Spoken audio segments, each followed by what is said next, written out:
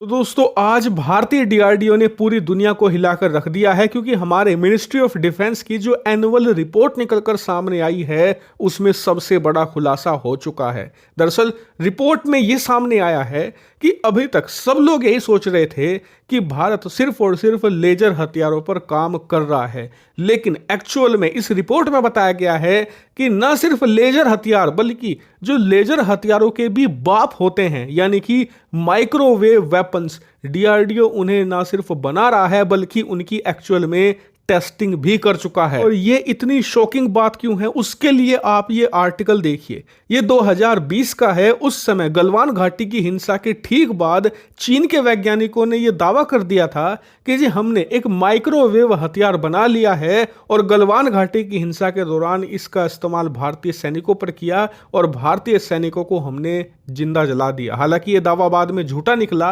लेकिन इस दावे से आप समझ सकते हैं माइक्रोवेव वेपन्स कितनी ज्यादा एलीट टेक्नोलॉजी है। इनका इस्तेमाल न सिर्फ दुश्मन देश के हथियारों के खिलाफ किया जा सकता है बल्कि दुश्मन देशों के सैनिकों के खिलाफ भी आप कर सकते हैं, जबकि लेजर हथियारों में ऐसा नहीं है। ऐसा इसलिए क्योंकि लेजर हथियारों में जो ट्रांसमिशन होता है वो लाइट ट्रांसमिशन होता है। जी हाँ, लाइट को ट्रांसमिट किया जाता है और उसमें लाइट एक ही पॉइंट पर इतनी ज्यादा मात्रा में जाती है कि वो जगह या तो जल जाती है या फिर डिस्ट्रॉय हो जाती है, लेकिन उसका इस्तेमाल आप नॉर्मल ह्यूमन के खिलाफ बड़ी मात्रा में नहीं कर सकते। जबकि माइक्रोवेव वेपन में इसका ठीक उल्टा है।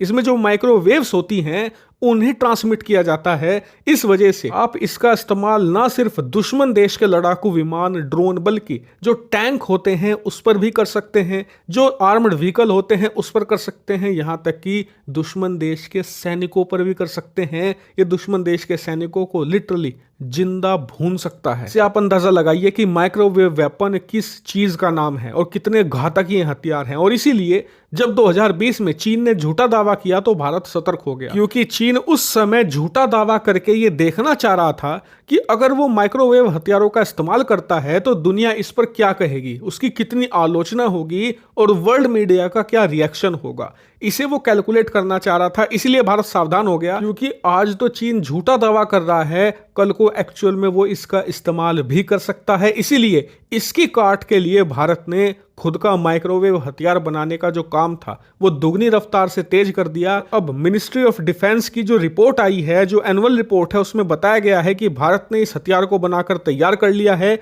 और अब से 1 साल पहले हम इसका गुपचुप तरीके से एक टेस्ट भी अंजाम दे चुके हैं जो पूरी तरीके से सफल रहा।